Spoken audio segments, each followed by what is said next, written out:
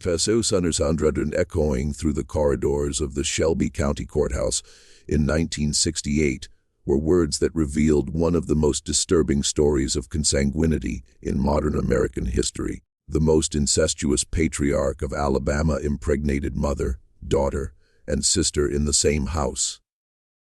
This was the Harmon family case coming to light. A Zonosan 2-1 far from the urban bustle of the 1960s, in the dense hills south of Birmingham, Alabama, there existed an almost inaccessible property. For at least 4 generations, a faded wooden house, built at the beginning of the century, had sheltered the Harmon family. The isolation was not just geographic, it was genetic and also cultural. So $4.3 about children living in precarious conditions. An anonymous report brought social worker Thomas Wheeler and Deputy Sheriff Robert Collins to respond on the cold morning of November 23, 1968. They reached the clearing where the main house stood after navigating narrow paths for almost an hour. At first glance, the property seemed abandoned. A 2-story house with its white paint almost completely peeled off, revealing the rotten wood underneath. Says once in 11 accumulating in the yard were rusty tools, car parts, and debris. Among the debris, skinny chickens pecked, and a skeletal dog was chained to a post. A man of approximately 50 years with a much older appearance, tall and thin with hunched shoulders and a suspicious look, reluctantly allowed them to enter when they knocked. He was Elma Harmon. Says 135 permeating the air inside was the smell of mold and urine, revealing even worse conditions. In the main room, cradling a newborn baby, was a fragile-looking woman no more than 35 years old. Elma introduced her as his wife Mary. Then Wheeler noticed another woman appearing to be about 70 years old sitting in a rocking chair. Say once in 56, his mother, Martha Harmon, was how Elma introduced her. Most disturbing, however, was that Martha was also cradling a baby, apparently just a few months old. "And who is this baby?" asked Wheeler. "He's my son," replied Martha without any trace of shame. Coming down the stairs carrying another baby, as they talked, was a young girl of approximately 16 years. So's noted Susan 2-2. The teenager had facial features suggesting genetic abnormalities, widely spaced eyes, a receded chin, and low-set ears. "This is my daughter, Ruth," said Elma with a tone that mixed pride and possessiveness. "And this is her baby." Something deeply disturbing was happening, Wheeler realized. 3 generations of women, all with babies. Azo 244. When Collins asked directly who the father of these children was, Elma's response shocked them both. "They're mine," he answered defiantly. "They're all my children. This is my family, and no one has anything to do with it." Consanguineous relations with his own mother, wife, and daughter were what Elmer Harmon had just admitted to maintaining, and he was the father of all 3 recently born babies. Zo 308. "The laws of God and men don't apply here," continued Elmer. "We are a special family. We've kept our blood pure for generations." An investigation would begin within hours, as the Harmon property was surrounded by authorities, set to reveal the horrors hiding behind those time-worn walls. Although 328, just beginning to unfold, was the story of Elma Harmon, the man who impregnated his mother, wife, and daughter, revealing a genetic and social nightmare that spanned nearly a century of isolation and forbidden practices. Check if you're already subscribed to this channel. The devastating consequences of isolation and consanguinity in American families are exposed in this real story. And you won't want to miss any details. Do 3005E6. To access the next chapters of this impactful investigation that will change your view on the hidden history of the American South, subscribe now. With Elmer, the story of the Harmon family didn't begin. Dating back to the American Civil War were the roots of that consanguineous lineage. When Jeremiah Harmon, Elmer's great-grandfather, settled in that remote region of Alabama after deserting from the Confederate Army in 1863. So 4722 to avoid authorities, That isolated location was chosen by Jeremiah, a violent and paranoid man. With him came his young wife, his sister, and 2 cousins. The original nucleus that would give rise to one of the most genetically closed lineages in modern American history. Diaries, written by various members of the Harmon family across generations, were discovered by authorities when they began investigating Elmer's case in 1968. CO 449, a disturbing ideology that developed in isolation was revealed in these documents. An excerpt from the diary of Frederick Harmon, Elmer's father, written in 1932 said, "We keep our blood clean while the world out there corrupts itself. Each Harmon generation stronger than the previous one. Weak children don't survive, only the strong remain. He is 50 wonders. It's the law of nature." From Jeremiah, this distorted thinking originated and was passed down as a sacred tradition. Without external interference for more than a century, the extreme isolation allowed these practices to continue. One of the rare external additions to the Harmon lineage was Mary, Elmer's wife. CO 532 born in an impoverished rural community about 30 miles away. She met Elma during an agricultural fair in 1952. An opportunity to escape the misery of her own family was what Mary, at only 16 years old, saw in Elma, then 34. A reality very different from what was promised was what Mary discovered upon arriving at the Harmon property. So 0552 the house was in ruins, the land barely produced enough food, and she quickly realized that there was something deeply disturbing in the relationships between Elmer and the other family members, especially his mother. When Martha first became pregnant by Elma, Mary tried to escape. For weeks, she was kept chained in the barn after being captured before reaching the main road. A period of more than 15 years of psychological and physical captivity began with this escape attempt. The Harmon case represents an extreme example of how geographic isolation can lead to genetic isolation, explained Dr. Richard Thompson, a geneticist who studied the family. When a population remains isolated for generations and consistently practices consanguinity, we see a gradual collapse of genetic diversity, leading to a concentration of harmful recessive mutations. The ZO6245 in Elma's generation, this concentration of recessive genes began to show its devastating effects. Of the 8 children his mother, Martha, had, only 3 survived to adulthood. The others died from various congenital complications. Evident signs of genetic collapse were shown by Ruth, Elma, and Mary's teenage daughter. So 706, in addition to distinctive facial features, she had severe scoliosis, fused fingers on both hands, and significant cognitive delays. At the back of the property, an improvised cemetery was found by authorities during the investigation. The graves of dozens of Harmon children who didn't survive were marked by small wooden crosses, many already rotted by time. The ZO728, without names or dates, some graves had only numbers engraved in the wood. To justify their practices, the family maintained an elaborate belief system as a way to preserve what they called the Harmon essence, an almost mystical concept of family purity that transcended common laws. They didn't see consanguinity as wrong or harmful, but 700-500s, that Elma wasn't the first in his lineage to maintain relations with multiple generations of the family was further revealed by the investigation. Simultaneously, a similar pattern had been followed by his own grandfather, Isaiah Harmon, having children with his mother, sister, and 2 daughters.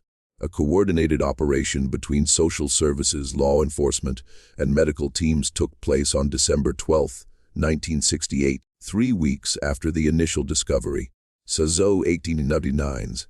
The objective was to remove all vulnerable family members and transport them to facilities where they could receive adequate care. No armed resistance was found, contrary to the authorities' fears. Seemingly resigned, Elmer was found sitting on the porch. "You've come to destroy something you can't understand," were his first words to Sheriff Tanner. CO 8 the 402's 100 years of Harmon history ends today.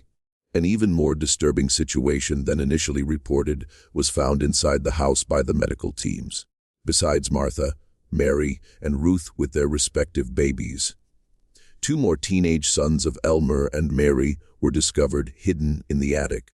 14-year-old twins who showed evident signs of malnutrition and serious developmental problems. Says 0905. It was like entering a museum of horrors of human genetics, reported Dr. Elizabeth Carter, a pediatrician who was part of the medical team. Visible marks of generations of consanguinity were carried by every person in that house. A slow and delicate process was the removal of family members. Martha, despite her age, proved surprisingly lucid. As 0927, "You think you're saving us?" she said. "But you're just separating what God has joined together. The Harmons are special. We always have been." Evident relief was shown by Mary when she understood that she would be taken far from that property. "Please don't let him find us again," she whispered in a moment of privacy with a social worker. 0947. "He'll kill us all if that happens." Unable to fully understand what was happening, Ruth, the teenage daughter, seemed to be.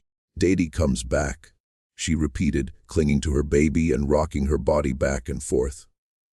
"Daddy always comes back. We're special. We're Harmon." Through detailed medical examinations in the days that followed, the magnitude of the Harmon case began to reveal itself.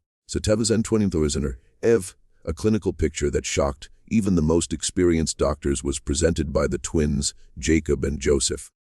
Both had a rare condition called phocomelia, characterized by abnormal development of the limbs, which were extremely short and deformed. Severe intellectual disability and congenital heart problems were also shared by them. 33 are signs of premature aging, with severe arthritis in her hands and spine were shown by Ruth at 16 years old.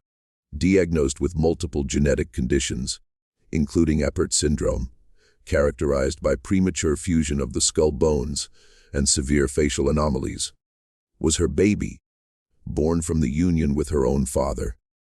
Multiple cardiac malformations that doctors predicted would be fatal within a few months were presented by Martha's baby. 1059, confirming the somber medical prognosis, the child would die in February 1969. A disturbing pattern of mental conditioning emerged during psychological evaluations, with a worldview where consanguinity was not just acceptable but desirable. A sacred duty to preserve the Harmon essence. The women and children had been indoctrinated. Ethu 11 and 22, the only voice of resistance within that closed system was represented by Mary. How she had tried to protect her children from Elmer was revealed during her sessions with psychologists. "I knew it was wrong. I always knew," Mary confessed. "I tried to escape with the children 3 times. They always found us." Z11 and 44, the last time he broke my leg as punishment. A complex challenge was faced by prosecutors as the investigation progressed. How to present a case that defied common understanding. How to explain the evolution of a family lineage that had developed a belief system that normalized universally condemned practices. Fragments of the story were eventually captured by the local press. At 12:06, cautious and vague were the first reports, but the story gained national attention as details began to leak. To protect the victim's privacy, a court order restricting coverage of the case was obtained by the authorities. Surprisingly calm and cooperative showed himself to be Elmer Harmon in the county jail. C. 1234, without showing any sign of remorse or understanding that he had done something wrong, he spoke openly about his practices and beliefs during interrogations. "You don't understand because you're not Harmon," he frequently repeated to investigators. "Our lineage has a greater purpose. Each generation brings us closer to perfection. The children who don't survive are just the weak branches being pruned." 1257, a mix of horror and compassion for the victims is impossible not to feel when you realize the gravity of this case. May justice be done for the victims of the Harmons. Leave in the comments if this account touched your heart, to keep alive the memory of these people who suffered in silence for so many generations. Your voice matters. So $13.25. In the Shelby County Courthouse, the trial of Elma Harmon began on March 17, 1969. So much interest had been generated by the case that local citizens began forming lines before dawn to secure a place in the audience, despite restrictions on press coverage, that they were about to hear testimonies that would challenge their understanding of the depths of human depravity, was warned to the jury by Judge Harold Montgomery, and he asked them to maintain objectivity despite the shock they would certainly feel. So 13:45, with a powerful statement, the prosecution, led by Jonathan Reynolds, opened the trial. This is not just the trial of a man.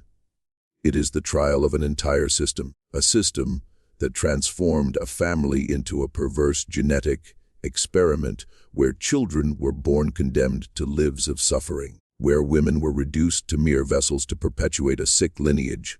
A 1406, in the hands of Theodore Barnes, a court-appointed lawyer, was Elmer's defense. The only strategy he considered viable was adopted by Barnes, arguing that Elmer, a product of generations of isolation and consanguinity, did not possess the mental capacity to understand the criminal nature of his actions. This line of defense was vigorously rebutted by prosecutor Reynolds. So 1430, Elma Harmon was not isolated from reality to the point of not understanding the nature of his acts. He interacted with the outside world when it suited him. He consciously chose to hide certain practices because deep down he knew they were condemnable. The most impactful moment came on the fourth day with Mary Harmon's testimony, transmitted by closed-circuit television. So 1455, I was 16 when I met Elma. She began. He promised me a better life, said he had land, a big house, that we would never want for anything. The nightmare she had entered and her gradual understanding of it were described by Mary, along with her arrival at the Harmon property. She talked about her first escape attempt, when she discovered that Martha was pregnant by Elmer. The 15th eve, he dragged me back by my hair. I spent 3 weeks chained in the barn in the cold. How Elmer justified his actions was described by Mary in the most devastating moment. He said it was our purpose, that the Harmons had special blood that needed to be kept pure.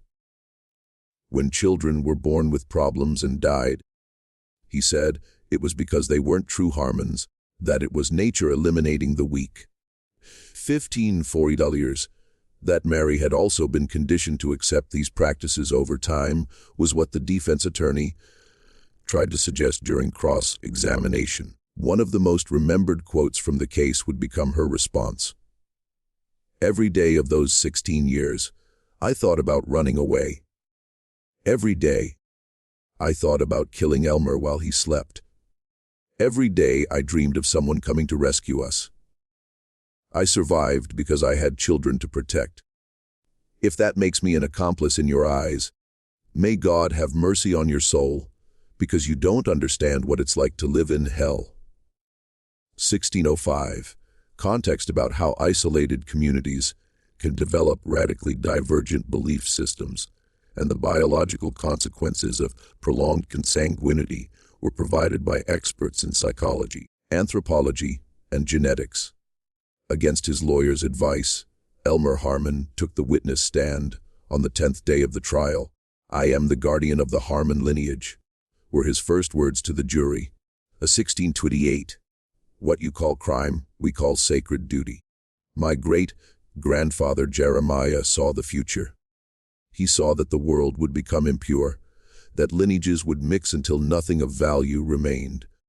The Harmons are the last bearers of true blood, that he maintained regular contact with the outside world when necessary, and that he deliberately concealed certain practices because he knew they would be condemned, was what Reynolds led Elmer to admit during cross-examination.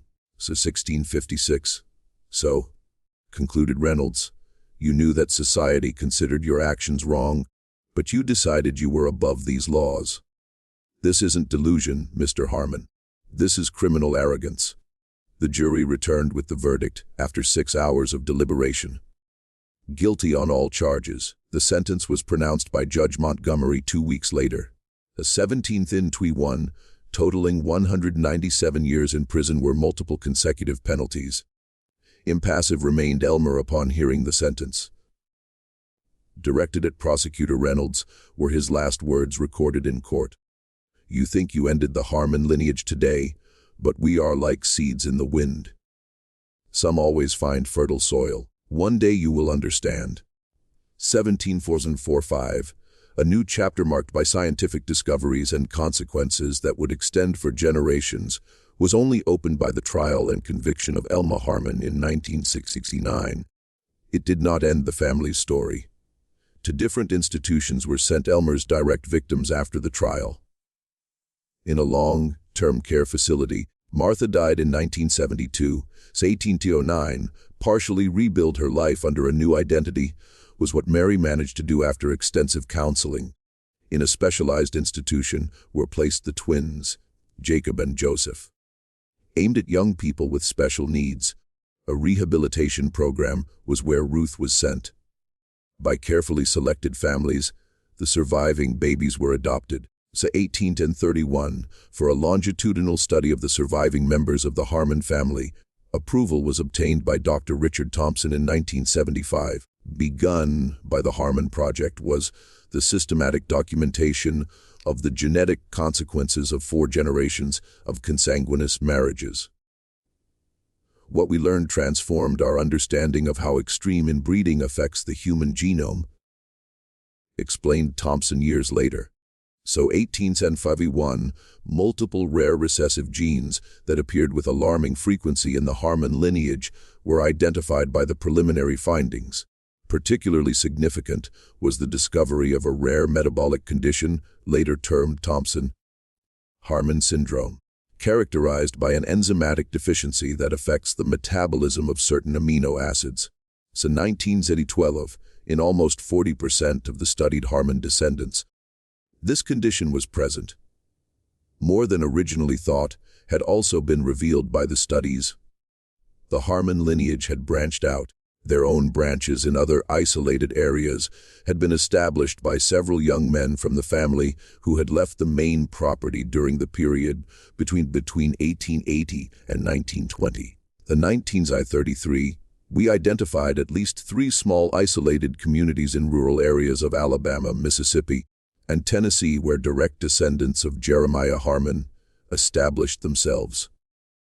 Revealed anthropologist Dr. James Peterson. Significant genetic isolation was still maintained by these communities, though they did not practice consanguinity as extreme as Elmer's branch. 1956, a woman of approximately 30 years with facial features typical of the Harmon lineage was identified by researchers in 1988. She was Elma's biological daughter, conceived before his arrest, as confirmed by genetic tests. A temporary worker on the Harmon property who fled and later gave the child up for adoption was her biological mother. This 20-9, in a normal environment with adequate nutrition and access to education and medical care. This woman, identified only as subject AG47, had grown up. Fewer health problems than other direct descendants of Elma were surprisingly demonstrated by her, although she still presented certain distinctive genetic characteristics. AG47's case shows us how environment can partially mitigate even severe genetic predispositions, concluded Thompson. The 224-7. It's a powerful reminder of the complex interaction between nature and nurture. A specific group of the Harmon signature was identified by researchers in 1992 with new genetic sequencing techniques, a neat combination of genetic variants that produced a characteristic set of physical and neurological conditions. At least 14 specific mutations that in combination produced the phenotype repeatedly observed in Elma's direct descendants were identified by them. At 21 and insane, at the age of 76, Elma Harmon died in prison in 1994. A single interview was agreed to be given by Mary, living under a new identity. People remember the horror, the shock, the disturbing details, she said. What they don't see are the lives that continued afterward. The children who survived, the grandchildren who were born, how some of us managed to find some peace despite everything. So 21,004 a way to give meaning to her family's suffering was how Mary revealed that she considered the scientific work. If something good can come from this terrible story, it's the knowledge that will help other people. Each discovery they make using our DNA is a small victory against the evil that Elma represented. A new phase was entered by the Harmon Project in the early 2000s with the advancement of the Human Genome Project. So 2207, the multiple mutations present in the lineage were mapped with unprecedented precision by researchers, creating the most complete map of extreme human inbreeding ever documented. The identification of resilience genes, rare genetic variants that seem to confer certain protection against the most devastating effects of consanguinity, was one fascinating aspect. So 2229, several of these protective variants were presented by Martha Harmon, partially explaining how she lived to 74 years, despite being a product of multiple generations of consanguineous marriages. In both science and culture, the legacy of the case continues to reverberate today, more than half a century after the initial discovery. So 22,751, scattered are the descendants of the family, many living without knowledge of their origin, others actively involved in efforts to break the cycle of isolation and destructive practices. Some stability in a specialized institution was eventually found by Ruth. Although she never managed to live completely independently, remarkable artistic skills were developed by her. So 2312, in various galleries, her paintings, intense, emotional, and often disturbing, were exhibited. At the age of 59, she died peacefully in 2011. Far beyond initial medical expectations, the twins lived to 30 years old. With loving adoptive parents, Mary's baby grew up and managed to lead a largely normal life.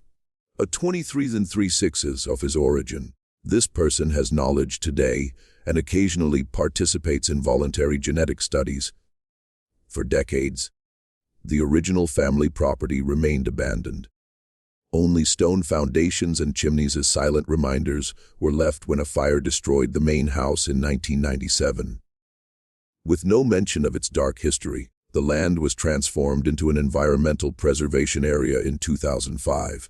So 2402, a watershed, was what the Harmon case represented for genetic science. A powerful reminder of the dangers of extreme isolation and the importance of effective protection systems for the most vulnerable, is what the story remains for society. Before retiring, as Dr. Thompson reflected, the story of the Harmons is about how human beings can create alternative realities that justify the most destructive practices. 24/9/26. But it is also about resilience, about how some people, even emerging from the most horrible circumstances imaginable, can still find some measure of peace and meaning. Because you like this story is why you watched this far. I watched this far. Leave a comment saying, so I can get to know you and find out who really enjoys the stories on this channel. So 24/49, so you don't miss our next investigations into real cases that history tried to hide. Don't forget to subscribe. Leave your like so we can reach more people interested in these impactful historical accounts, and share with friends who appreciate documentaries about real cases that challenge our understanding of human nature.